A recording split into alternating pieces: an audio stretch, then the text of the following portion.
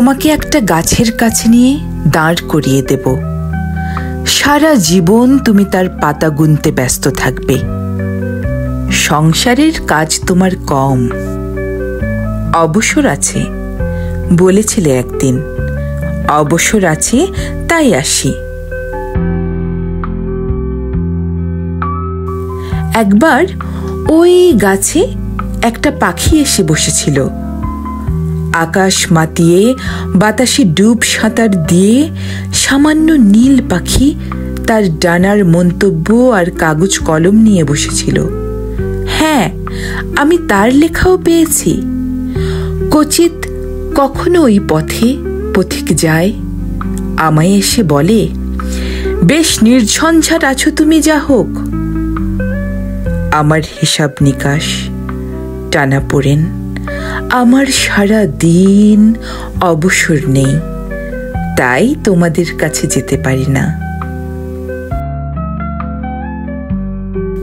সন্ধে হয়, স্টেশনের কোমরের আকন্দ ফুলগুলি ফুটে ওঠে। আমার কষ্ট হয় কেমন। আকন্দর নাক ছাবি তোমায় মানাতো বেশ। পাতার একটা থোক হিসেব পাঠাতে তৎপর হইও। তাছাড়া কম দিন তো হলো না তুমি গেছো। দুপুর রাতের কথা তোমাদের কিছু কানে গেছে। জ্যোৎস্নায় গাছের ভিতরে পা ছড়িয়ে বসো তুমি। গত মাসে একটা রান্নাঘর তৈরি হবার কথা জানিয়েছিলে। হোটেলের ভাত ডাল তাহলে আর তেমন পুষ্টিকর নয়। জীবনে হেমন্তেই তুমি ছুটি পাবে। পুরীতেও যেতে পারো ফিরতে পথে। ভুবনেশ্বরটাও দেখে এসো। আবার কবে যাও না যাও ঠিক নেই।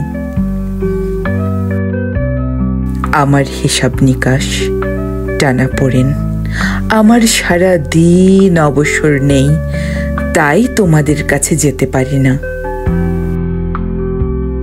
আমার সারা দিন অবসর নেই, তাই তোমাদের কাছে যেতে পারি না।